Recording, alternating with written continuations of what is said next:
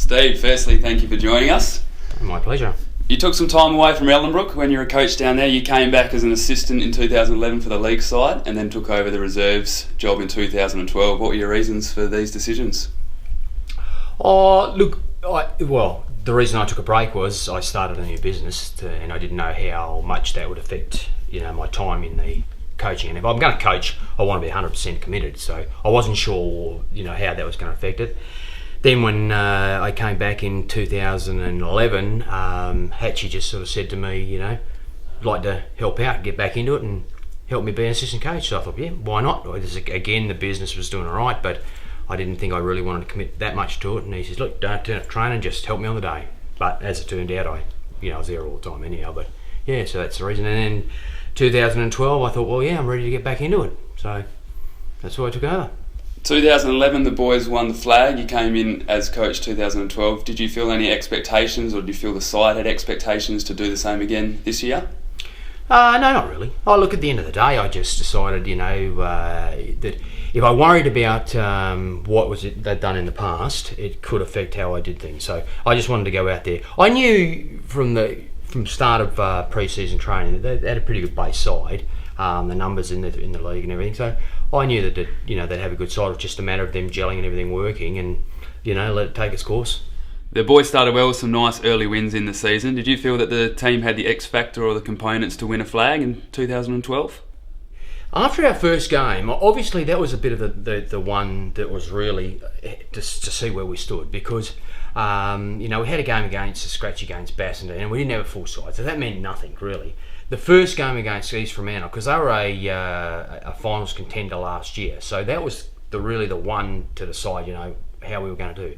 When we beat them comfortably, I thought to myself, it was only early days, but I thought, okay, we've got the making of a side that we're going to be right there when the time comes. A game really stands out for me, Ellenbrook at home. It was a draw. You were very passionate about this game and a few things went through. Did you critically analyse this game and have any queries over the side after this draw? Not to make. Look, I think that the draw, we just let ourselves down. We had the right team, everything. I just think that at the end of the day, when we really needed to step up, we didn't. And that was a little bit of a turning point towards the real back end of our season. We just didn't. And the boys learned a lot from that.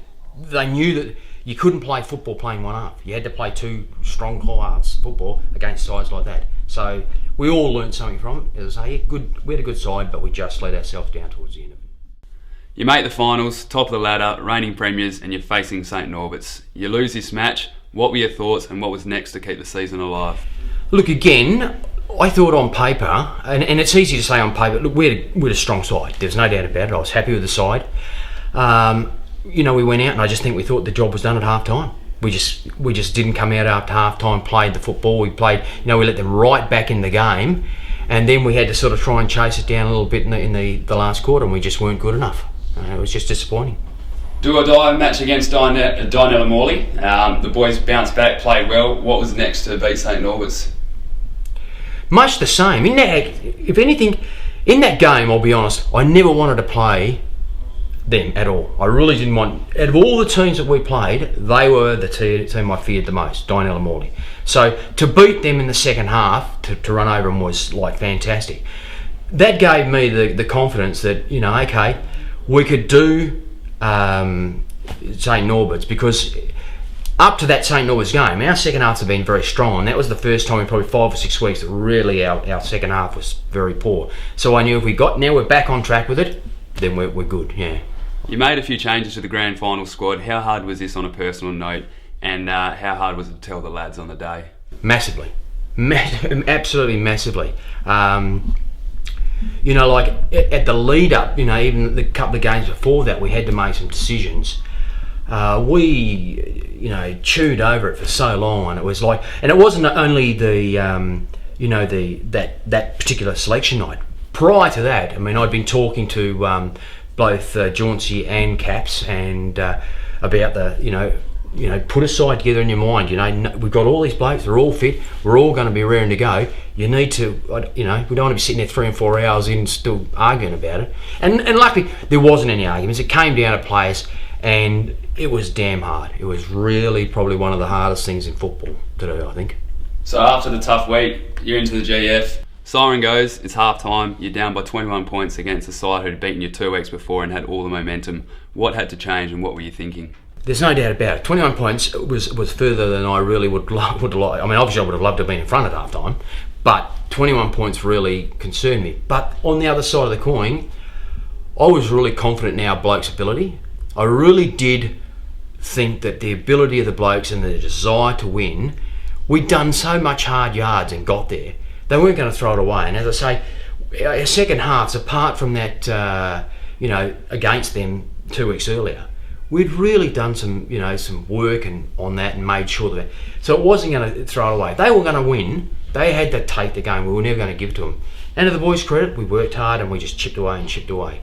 Look, the move put Luke out forward, and I won't take any credit for that. Hatch had a word in my ear. She said, look, he's not doing much down back. Why don't you try him there? We did that, and it turned out to be a good move. As you said, the boys chipped away, 3/4 time, you're back in it, it's still close. What was your last message for the lads to try and get this game back and win the Premiership? Look, I just think that we needed to do what we were doing. So there was no... We chipped away enough and we were well within striking distance coming into that last quarter. The game was in the balance and we were certainly there to, if we wanted it, we had to take it. I don't think for me any sort of jumping up and down and really, heroic speech is what was needed. And I think if, in my speech it was like that. It was just the basics. We just needed to go out. When we had control of the ball, use the ball. And just all the things that had got us there really during the season. Don't panic. Don't worry about, anything else. Just worry about getting the ball, using it right. And that's all that we did. And I think we did that. So last quarter, multiple lead changes. The game was up for grabs even in the last few seconds. Siren finally goes. What was the feeling? Oh, look, probably for the first 10 seconds, it was like the most amazing feeling. It was amazing. I can remember, and I only remember bits and pieces of it. I remember how, and to his credit, Jenko was a great big part of the winning, for the season. And after the game, he was just like ecstatic, and it was like that rubbed off. And then to see the league boys, and they were ecstatic about it. And then, I think I had just about every single player come to me, and there was that's league and reserves and Colts blokes, and it was just that feeling of we've done it, and to win by a point. I mean, that's pretty heart-stopping, but we got there. When reflecting on it now, how would you explain this year and the Ellenbrook Eels of 2012? I'd explain them as a dedicated lot of blokes. I mean, it's only amateur football, but they had a desire. They worked together as a team. They gelled, and they really did. That passion. They had the passion of wanting to win. Some of them it was obviously for maybe wanting to go back to back. We only had 11 players in that side that played in 2011, so half the side were new. And it's like anything. You get there. It's a lot of hard yards. I've often said to blokes, you do a lot of hard yards during the season, you got to make it work for you. And I think that's what happened. I think everybody was maybe on the same page. They all thought about the same thing. We've done the hard yards. Let's not let this get by us. Well, Steve, thank you very much for your time. Congratulations on winning your first premiership as coach of the Ellenbrook Eels.